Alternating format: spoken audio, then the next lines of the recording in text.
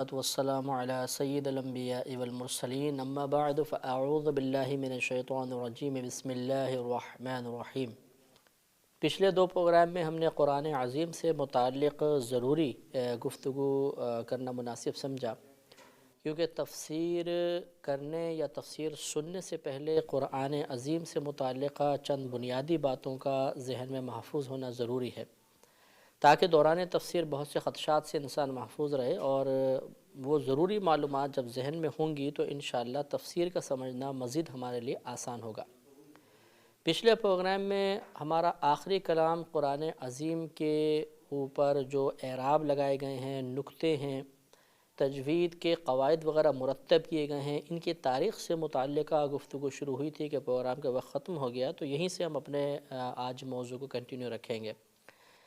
یہ آپ کی خدمت میں عرض کیا تھا کہ نبی کریم صلی اللہ علیہ وسلم کے زمانہ اقدس میں چونکہ صحابہ کرام تمام اہل اللسان تھے، عربی زبان کو اچھی طرح جانتے تھے اور وہ اس میں مہارت تامہ رکھتے تھے، لہذا جس وقت وہ قرآن عظیم نبی کریم کے دور میں لکھا گیا تو بغیر نقطوں کے اور بغیر زبر زیر پیش کے تھا۔ پھر حضرت سیدنا ابوبکر صدیق رضی اللہ تعالی عنہ کے زمانے میں بھی یہی کیفیات رہیں، اور جب دور عثمانی میں قرآن عظیم کو باقاعدہ ایک ہی لغت قریش پر جمع کر دیا گیا، اس وقت بھی یہی صورتحال تھی کہ اس پر نقطے اور اعراب وغیرہ نہیں لگائے گئے تھے۔ لیکن جیسے جیسے یہ قرآن عظیم دنیا میں مختلف ممالک میں پہنچتا رہا، فتوحات کا سلسلہ ہوا اور مسلمانوں کے ذریعے، تجار کے ذریعے یہ قرآن عظیم اور اس کی تعلیمات مختلف ممالک میں پہنچیں، تو لوگ چونکہ اب اہل لسان نہیں تھے، عجمی لوگ تھے، عربی زبان اس کے اسلوب سے ناواقف تھے، لہٰذا قرآن عظیم بغیر نقطوں اور بغیر اعراب کے پڑھنا ان کے لیے ایک بہت بڑی آزمائش بن گیا۔ بلکہ بعض ایسے لوگ جو عربوں سے قریبی تعلق رکھنے والے تھے لیکن عربی صرف و نحو سے ناواقف تھے، قرآن پاک پہ اعراب لگانے کے ماہر نہیں تھے، انہوں نے غلط قرآن عظیم پڑھنا شروع کیا، جس کی وجہ سے اس بات کی ضرورت محسوس ہوئی کہ قرآن پاک پر نقطے بھی ہونے چاہیے، زبر زیر پیش ہونے چاہیے، پھر دیگر رموز و اوقاف کے کہاں وقف کرنا ہے، کہاں سے ابتدا کرنی ہے، کس مقام پہ وقف کرنا جائز ہے، کہاں پر وقف کرنا لازم ہے ورنہ معانی کا فساد پیدا ہو جائے گا، ان تمام امور پہ توجہ کی گئی۔ اس کے ساتھ ساتھ مزید قرآن کی عبارات کو سمجھنے کے لیے علم صرف اور نحو وضع کیے گئے، قراءت کے قواعد، تجوید کے قواعد کو مرتب کیا گیا، اور اس طرح یہ سلسلہ پائے تکمیل تک پہنچ گیا، اور لوگ چاہے وہ عربی ہوں چاہے عجمی ہوں، وہ قرآن عظیم کو صحیح طریقے سے پڑھنے اور اچھے انداز سے سمجھنے میں کامیاب ہو گئے۔ الجامع لاحکام القرآن جلد اول صفحہ 63 پر علامہ قرطبی نقطے اور اعراب کی ابتدا کے بارے میں نقل فرماتے ہیں کہ عبد الملک بن مروان نے مصحف کے لیے حروف کو متشکل کرنے اور ان پر نقطے لگانے کا حکم دیا تھا۔ اس کے لیے اس نے حجاج بن یوسف کا انتخاب کیا اور اسے شہر واسط میں بالکل فارغ کر دیا، یہ اس وقت عراق کا گورنر تھا۔ اس نے بہت کوشش کے ساتھ بہت محنت کی اور قرآن پاک پہ نقطے اور اعراب کا کام مکمل کیا، اور اس کے لیے خاص طور پہ حسن اور یحییٰ بن یعمر کا انتخاب کیا گیا۔ اور مناہل العرفان جلد 1 صفحہ 400 پر علامہ زرقانی رحمۃ اللہ علیہ کہتے ہیں، یہ لکھتے ہیں کہ عبد الملک بن مروان نے حجاج کو حکم دیا کہ اس پر قرآن پر نقطے لگائے جائیں۔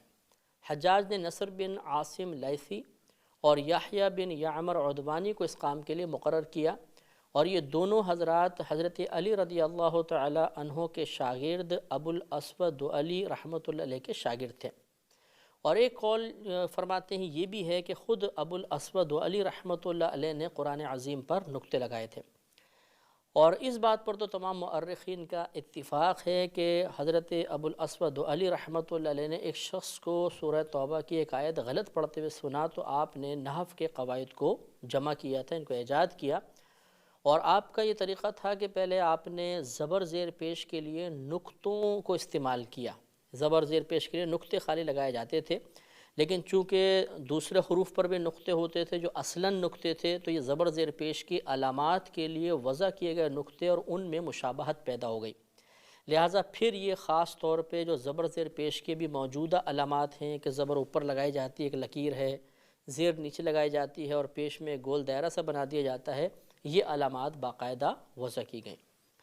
تو اگر اس کام کی تکمیل کا اندازہ ہم کرنا چاہیں اور حضرت ابو الاسود علی رحمۃ اللہ علیہ کو ہم اس کا واضح مانیں کہ آپ نے سب سے پہلے نقطے وضع کیے لگائے، تو اس کا اندازہ کرنے کے لیے ہمیں ان کی جو تاریخ وفات ہے اس سے اس کام کا اندازہ ہو سکتا ہے۔ عبد الملک بن مروان سن 66 ہجری میں تخت نشین ہوا تھا اور 86 ہجری میں 86 میں اس کا انتقال ہوا، جبکہ حضرت ابو الاسود کا 69 ہجری میں انتقال ہوا، یعنی 69 ہجری میں۔ چنانچہ کہا جا سکتا ہے کہ 66 ہجری سے 69 ہجری کے درمیان نقطۂ اعراب کا کام مکمل ہوا تھا۔ اس کے بعد ایک اہم کام تھا وقف اور ابتدا کا، اس پر بھی بزرگوں نے بہت کام کیا اور کثیر لوگوں نے اس پر کتب لکھی۔ کشف الظنون جلد 2 صفحہ نمبر 1471 پر حاجی خلیفہ ان علماء کا تذکرہ فرماتے ہیں جنہوں نے وقف اور ابتدا کے موضوع پر باقاعدہ کتب تصنیف فرمائی ہیں۔ ان میں سب سے قدیم امام احمد بن یحییٰ ثعلب نحوی ہیں، جنہوں نے سن 291 ہجری میں وفات پائی تھی اور آپ نے ایک کتاب وقف اور ابتدا کے بارے میں اس کے موضوع پر لکھی تھی۔ لہذا معلوم ہوا کہ وقف اور ابتدا کا کام بھی سن 291 ہجری کے اندر ہو چکا تھا اور اس کے بعد مزید بہت ساری کتب اس میں لکھی گئی ہیں۔ اب اس کے بعد جو موضوع ہے وہ ہمارا تفسیر اور تاویل کے بارے میں ہے۔ اس کے بعد انشاءاللہ تعالی ہم کچھ قرآن عظیم کے سننے، دیکھنے، پڑھنے، لکھنے کے آداب عرض کریں گے اور پھر انشاءاللہ تعالی اس سے اگلے پروگرام میں باقاعدہ ہماری تفسیر کا آغاز ہوگا۔ تو تفسیر کا ایک لفظ آپ نے سنا ہوگا، ایک تاویل کا لفظ سنا ہوگا۔ بعض علماء کرام کے نزدیک ان دونوں میں کوئی فرق نہیں ہے، تفسیر اور تاویل کا ایک ہی معنی بیان کرتے ہیں، لیکن اکثر علماء کرام نے تفسیر کا ایک الگ معنی بیان کیا ہے اور تاویل کے الگ معنی متعین کیے ہیں۔ چنانچہ کتاب التعریفات صفحہ 38 پر سید شریف جرجانی رحمۃ اللہ علیہ تفسیر کی تعریف کرتے ہوئے لکھتے ہیں کہ تفسیر کا معنی ہوتا ہے، لغوی معنی ہے ظاہر کرنا، کسی شے کو ظاہر کر دینا، یہ تفسیر کہلاتا ہے، اور اصطلاحی طور پر واضح الفاظ کے ساتھ کسی آیت کا معنی بیان کرنا، اس سے مسائل اخذ کرنا، اس کے متعلق احادیث اور اقوال صحابہ بیان کرنا اور آیت کا شان نزول ذکر کرنا تفسیر کہلاتا ہے۔ گویا کہ تفسیر کے ذریعے انسان قرآن عظیم کی آیات کے ہر پہلو پر نگاہ ڈال لیتا ہے، اس کے لیے ہر پہلو واضح ہو جاتا ہے۔ چنانچہ چند چیزوں نے ذکر کی کہ ایک تو یہ کہ واضح الفاظ کے ساتھ ہو، مجمل الفاظ کے ساتھ نہیں، واضح الفاظ کے ساتھ ہوگا تو تفسیر کہلائے گا۔ کسی آیت کے معنی کو بیان کرنا، معنی بیان کرنے کا مطلب یہ ہے کہ تفسیر بتائے گی کہ یہاں پر اللہ تبارک و تعالیٰ کے کلام کا مقصود کیا ہے۔ بعض اوقات ایسا ہوتا ہے کہ ظاہری طور پہ کلام سے انسان ایک مقصود الہی متعین کر لیتا ہے جو حقیقتاً مقصود نہیں ہوتا۔ اللہ تبارک و تعالیٰ وہاں پر کچھ اور فرمانا چاہتا ہے، لیکن ظاہری عبارت سے جو ہم اپنے علم اور اپنی ذہانت کے مطابق نتیجہ اخذ کر رہے ہوتے ہیں وہ حقیقتاً اللہ کا مقصود نہیں ہوتا۔ یہی وجہ ہے کہ تفسیر کم علمی کے ساتھ، جہالت کے ساتھ تفسیر کرنا یہ گمراہی کی طرف لے جاتا ہے۔ تو اس لیے آیت کے معنی بیان کرنا، جو معنی کا مطلب کہ مقصود الہی متعین کرنا، اس سے مسائل نکالنا، یہ بھی تفسیر کے اندر داخل ہے۔ جو احکام سے متعلق آیات ہیں ان سے کون کون سا مسئلہ اخذ ہوتا ہے، اللہ تعالیٰ نے کیا کیا احکامات اس میں بیان فرمائے ہیں، یہ بھی تفسیر کا حصہ ہے۔ پھر اس کے متعلق احادیث اور اقوال صحابہ بیان کرنا، یہ تفسیر کا حصہ ہے، اور پھر اس آیت کا شان نزول اگر منقول ہو تو وہ ذکر کرنا، یہ تمام تفسیر کے لوازمات ہیں۔ اور اسی کتاب کے صفحہ 22 پر تاویل کا معنی لکھتے ہیں کہ تاویل کا لغوی معنی ہے لوٹانا، اور اصطلاح شرع میں ایک لفظ کو اس کے ظاہری معنی سے ہٹا کر ایک ایسا معنی مراد لینا جس کا وہ لفظ احتمال رکھتا ہو اور وہ احتمال قرآن اور سنت کے مطابق ہو۔ اور اسی کے صفحہ 22 پر تاویل کا معنی بیان فرماتے ہیں کہ تاویل کا لغوی معنی ہوتا ہے لوٹانا، اور اصطلاح شرع میں ایک لفظ کو اس کے ظاہری معنی سے ہٹا کر ایک ایسا معنی مراد لینا کہ جس کا وہ لفظ احتمال رکھتا ہو اور وہ احتمال قرآن اور سنت کے موافق ہو۔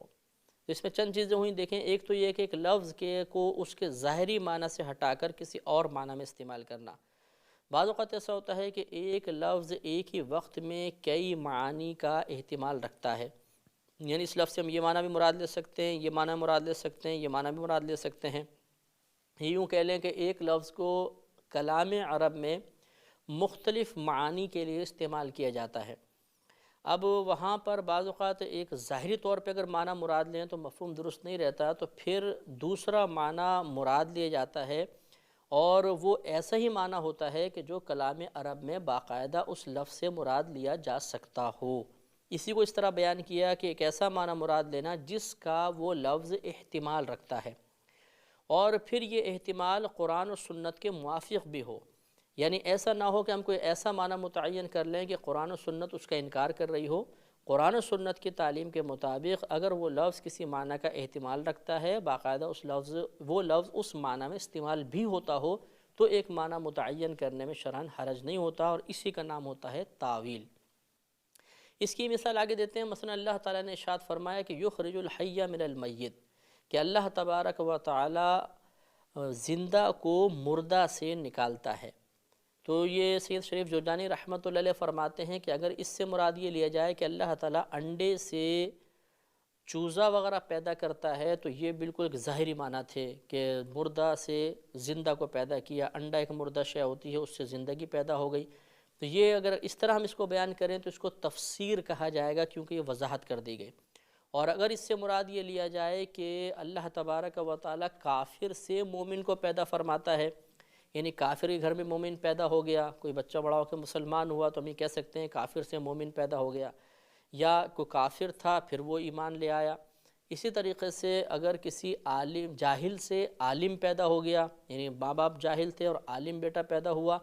بعد میں وہ عالم بن گیا، تو یہ بھی ایک اسی آیت کے تحت آ سکتا ہے کہ مردہ سے زندہ کو نکالنا، کیونکہ جاہل مردے کی مثل ہوتا ہے، اسی طرح کافر مردے کی مثل ہے، اور مومن ہونا، عالم ہونا زندے کی مثل ہے۔ اگر یہ والا معنی مراد لیے جائیں تو اس کو تاویل کہا جائے گا۔